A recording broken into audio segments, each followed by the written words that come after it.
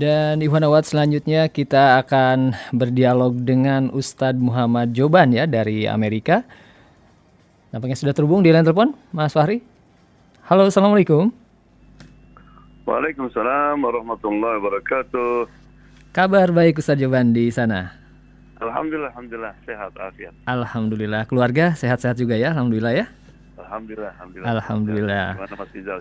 Alhamdulillah sehat juga nih bersama kru Rasil. Ya, mungkin mohon doanya Ustadz buat Mas Krisna nih masih di rumah beberapa hari, kondisinya sakit ya, mohon doanya. Dan mohon sakit? Ya? Sejak kapan sakit? Kurang lebih sepekan sakit kemarin, sempat di rumah sakit dan sudah pulang ke rumah. Mohon doanya Ustadz dan juga mohon doa juga dari dari para pendengar ya. Amin. Ustadz Joban, sebelum kami ingin mendengar berita dari langit, mungkin ingin menanyakan dulu kondisi di Amerika saat ini. Kalau nggak salah pekan lalu sempat ada berita seorang warga negara Indonesia tewas ya ditembak di pusat perbelanjaan Amerika Serikat, Pennsylvania kalau nggak salah ya, Ustadz Joban. Kondisi di sana bagaimana? Safe, aman, khususnya untuk warga Indonesia dan warga Muslim di sana? Iya, itu kejadian sering ya. Sekarang ini pembunuhan hampir massal ya di sekolah, hampir tiap hari kita ada itu. Sekolah, di mall ya. Karena memang suatu hal yang sulit untuk diselesaikan.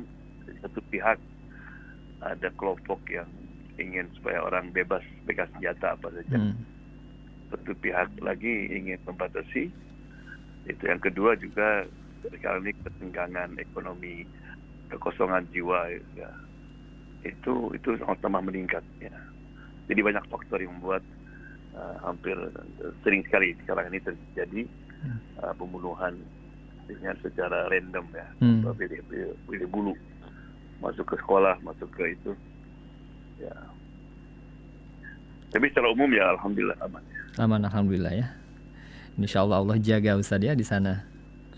Amin. Baik Ustadz, bagaimana berita dari langit untuk Jumat hari ini dan Kamis mungkin waktu Amerika ya? Silakan Ustadz. Bismillahirrahmanirrahim. Alhamdulillahirrahmanirrahim. Wassalatu wassalamu ala sayyidina Muhammad wa ala ashabihi ajma'in. Di antara nikmat yang luar biasa yang Allah berikan kepada kita adalah nikmat iman dan Islam. Namun demikian, nikmat ini juga harus hati-hati kita menjaganya. Karena iman itu tempatnya di hati. Dan hati itu sifatnya suka bolak-balik. Bukan disebut al-qalbu. Allah juga mengakui di Quran itu bahwa iman itu naik dan turun. Nah, oleh karena itu kita harus selalu monitor. Ya, kita kan juga monitor blood pressure, monitor tentang darah kita, gula kita. Iman juga seperti itu mesti dimonitor. Ya, ada dua faktor yang kadang-kadang orang tidak sadar. Orang kadang-kadang merasa tenang, lengah dia, karena ya dia tiap hari salat, sering ke masjid atau lagi baru pulang umroh, sehingga merasa khalas, saya nggak perlu worry, nggak perlu takut lagi. Allah mengatakan dalam Al-Quran, wala takunu kalladzina utul kitaba. Jangan seperti orang-orang yang Allah kasih kitab. Artinya mereka punya ilmu. Fatala alaihil aman. Karena merasa dia sudah punya kitab, dia salat dan sebagainya, ya merasa tenang dia. Karena akhirnya banyak orang yang kena tenang itu mereka sehingga ketika meninggal imannya lemah sekali itu hilang. Ya. Kemudian faktor yang kedua adalah jangan juga kita merasa bangga atau merasa tenang karena kita sudah tahu ilmunya, ilmu salat, ilmu puasa dan sebagainya. Yang menjamin gitu kan. Karena kebanyakan yang dalam Quran inna dina indallahil Islam. Agama yang benar itu adalah agama Islam. Wa makhtalafa alladzina utul kitab. Orang-orang Alkitab mereka tidak pernah sesat kecuali setelah mereka mendapatkan ilmu. tentang ilmu Nabi Muhammad, misalnya ke Nabi Muhammad, ada dalam bukunya, tapi karena ada hasad dalam hatinya, mereka tidak menerima. Jadi ketika Allah memberikan sesuatu kepada kita, itu kita mesti jaga nikmat Allah SWT. Ya? Nah, sekarang bagaimana kita memonitor, mengukur iman kita ini lagi kuat atau tidak? Right? Itu perlu gitu. Yang pertama, jangan melihat ketika kita di depan umum, ketika masjid, ketika kita di dekat manusia, ya. Karena memang kebanyakan orang itu kalau di masjid di depan orang menjadi super muslim. Subhanallah, kelihatannya orang pada merasa bangga ya, masya Allah, pakaiannya, cara salatnya. Tapi yang menentukan iman kita kuat ketika kita sendirian. Right? Ketika kita sendirian, bagaimana ibadah kita kalau sendirian? Karena orang kadang-kadang di depan orang, wah baca surat Baqarah, baca yang panjang-panjang. Di kamar hanya kurus sama yang sudah. Kemudian apakah kita ketika sendirian kita panjangkan salat kita, sujud kita, ruku kita, ya? Apakah kita menangis sendirian? Karena kata Nabi kan di antara 7 orang yang akan mendapatkan naungan adalah dia sendirian, dia menyadari akan dosa-dosanya, dia nangis takut kepada Allah Subhanahu Wa Taala. Jadi yang menentukan iman kita itu kuat ketika sendirian. Oleh karena itu orang yang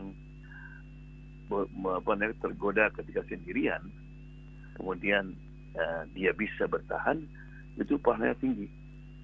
Innal ladzina yakhshawna rabbahum bil ghaibi lahum maghfiratu wa ajrun kabir. Sesungguhnya mereka yang takut kepada Allah ya dalam ghaib, ketika sendirian ada orang. Kita misalnya kita lagi buka laptop kita mungkin mau mencari ceramah seseorang, tapi di situ ada keluar plop gitu, ya film porno misalnya gitu kan. Kita lihat kanan kiri nggak ada orang. Nah kita mau push gitu, ya. Kita ingat ya Allah, astagfirullah. Kan Allah melihat kita kan. Nah ketika kita nggak jadi mau berbuat dosa sendirian, itu lahum maghfiratun. Allah akan kasih ampunin. Allah, kita nggak bisa diampuni, Allah kasih ampunan, maghfirah, wa ajrun kabir, dan pahala yang besar. Ya, jadi sekali-kali kita lagi sendirian, kita tergoda sama nafsu, nggak ada orang, kita tahan. Itu pahalanya besar. Itu yang pertama ya. Jadi mengukur iman kita kuat tidak ketika sendirian, bukan ketika depan orang. Yang kedua, untuk mengukur, memonitor iman kita, itu ketika kita ditimpa malapetaka, ketika musibah, kena PHK, sakit, atau disakiti orang. Karena ketika kita keadaan semuanya aman, rumah ada, ya, keluarga sehat semua, right? Makanan semua ada, ya tentu saja iman kita merasa kuat. Tapi ketika kita dicoba, right, oleh musibat, nah di situ yang menentukan iman kita. Apakah kita ridho dengan cobaan itu, right? Apakah kita bertawakal kepada Allah SWT, atau kita malah langsung jatuh sudah. Nah, karena kita kelihatan ibadah kita, iman kita ketika kita kena malapetaka. Ada seorang perempuan dulu, dia rajin salat malam, puasa Senin Kemis, gitu kan? Ya, karena dia minta sama Allah supaya kawin dengan seorang anak muda. Right? Ya, tapi setelah 2 tahun rupanya anak muda itu kawin sama orang lain. Ngamuk dia. Salat malam berhenti, puasa Senin berhenti, malah komplain dia sama ustaz, seorang imam gitu. Imam, what kind of God ini? Tuhan apa ini?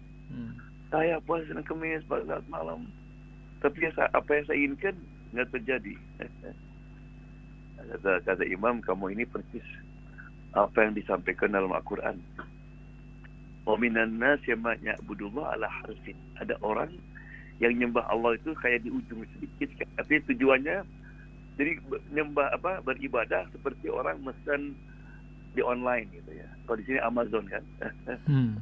Kalau kita mesen di Amazon kan memang harus tepat pada waktunya, sesuai dengan yang kita inginkan. Allah bukan Amazon. Allah yang menentukan. Right? Nah, jadi iman kita itu betul-betul ya masih kuat tidak ketika kita ditimpa malapetaka. Right?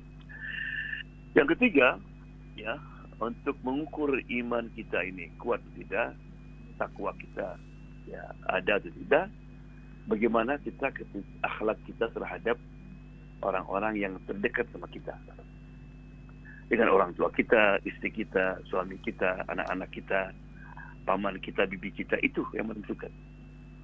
Karena kalau kita sama di masjid di mana-mana ya kita bisa menampakkan akhlak yang baik. Karena kita bermuamalah dengan orang lain paling sejam, 2 jam, setengah jam. Tapi bisakah kita punya akhlak tetap baik dengan orang yang tiap hari kita ketemu? Nah itu. Kalau istri kita mengatakan this is my best husband, anak kita inilah ayah tauladan. Itu berarti iman kita itu masih terjaga. Jadi oleh karena itu, jadi kalau orang kita punya ayah rajin salat, rajin ke masjid, tapi di rumah kasar, cepat marah, cepat tersinggung, gitu kan? Nah itu berarti karena iman itu dengan cara fungsinya bisa mengontrol kita. Maka Allah dalam Al-Quran mengatakan, "Uiddat lil muttaqin." Surga itu dipersiapkan untuk orang-orang yang bertakwa. Baik, kemudian apa sifatnya? Alladzina yunfiquna fis sarra'i wad dharra. Orang-orang yang sifat pertama adalah orang-orang yang care about the other, memperhatikan orang lain dengan memberikan bantuan. Kemudian wal kaziminal ghaidh, orang yang bisa menahan marah. Bukan tidak marah, bagi orang yang takwa beriman itu pasti marah. Nabi sendiri kadang-kadang marah. Orang tahu lagi marah gimana? Lihat mukanya merah. Tapi Nabi bisa menahannya marah itu. Nah itu tandanya. Tanda orang takwa, orang yang beriman kuat itu, dia bisa menahan marah ketika orang ngomong kasar, ketika dia dikutuk dan sebagainya. Nah, ya. Jadi itu 3 cara untuk mengtes iman kita, untuk memonitor. Right? Yang pertama, kita lihat ketika sendirian kita. Apakah kita tetap good muslim, malah tambah rajin ketika sendirian, ya, menjalankan sunat-sunat salat, ngaji Qur'annya rajin, right? Meskipun di depan orang sedikit, apa-apa. Yang kedua, gimana sikap kita ketika kita dikena musibah? Setelah kita jadi tenang, ridho, tawakal sama Allah. Dan yang terakhir, bagaimana akhlak kita terhadap orang-orang yang dekat dengan kita, orang tua kita, istri kita, suami kita, anak-anak kita. Itu yang menentukan. Nah yang terakhir, ya, Allah mengatakan, ya ayyuhalladzina amanu taqullaha wa kunu ma'as shadiqin. Jadi cara yang simple, ya, untuk menjaga iman adalah berusaha selalu berada di lingkungan orang-orang yang baik, orang-orang yang soleh. Ayat 2, wa kunu ma'as shadiqin. Bertakwalah kepada Allah dan bersama orang-orang yang shadiqin, solihin. Artinya kalau kita sendirian, iman kita akan lemah dan lemah. Warka'u marrokin, berukulah dengan orang-orang yang ruku, artinya ke masjid, jangan saat sendirian. Right? Malah dalam surat Kahfi kan, wasbir nafsaka ma'al ladzina yakuna rabbahum bil ghadati wal 'asyi. Bersabarlah untuk tetap bersama orang-orang yang selalu mendekat kepada Allah, berdoa kepada Allah. Ada orang-orang yang soleh. Right? Kenapa bersabar? Karena kadang-kadang kita ketika bergaul pasti ada sesuatu yang tidak enak, tapi bersabarlah mereka. Oleh karena itu, apalagi zaman sekarang, karena teman lingkungan itu menentukan. Makanya dalam bahasa Arab, al-jar qabla dar, tetangga sebelum rumah. Artinya kalau kita pindah, lihat lingkungan kita, apakah lingkungan kita ini mendukung, bisa menjaga iman kita atau tidak. Baik. Jadi itulah, ya mari kita selalu memonitor iman kita. Jangan sampai nanti ketika malakul maut datang, kita merasa iman kita kuat, ternyata iman kita dalam keadaan sangat lemah sekali. Oleh karena itu, maka mari kita cek, monitor itu dengan melihat ketika kita sendirian, ketika kita musibah, dan juga bagaimana akhlak kita kepada orang-orang yang dekat dengan kita. Baik. Mudah-mudahan bermanfaat, insyaallah. Assalamualaikum warahmatullahi wabarakatuh. Waalaikumsalam warahmatullahi wabarakatuh. Terima kasih Ustadz Joban atas berita Sama-sama. langit tausiah di pagi hari ini, di Jumat berkah ini. Jazakallahu katsir Ustadz. Insya Allah kita semua ikhwan akhwat para pendengar mendapatkan manfaat ibroh dari berita langit yang disampaikan oleh Ustadz Joban. Baik Ustadz, sekali lagi terima kasih. Insya Allah kita kembali berdialog di Jumat pekan depan Ustadz ya. Insya Allah. Sehat-sehat selalu Ustadz dengan keluarga di sana. Semoga Amin. perjuangan perjalanan dakwah di sana senantiasa Allah mudahkan ya, Allah lancarkan juga, Allah ridhoi. Amin. Baik, assalamualaikum warahmatullahi wabarakatuh Ustadz. Waalaikumsalam warahmatullahi wabarakatuh. Baik, demikianlah ikhwan akhwat berita dari langit ya, spesial disampaikan oleh Ustadz Muhammad Joban dari Washington State, Amerika Serikat.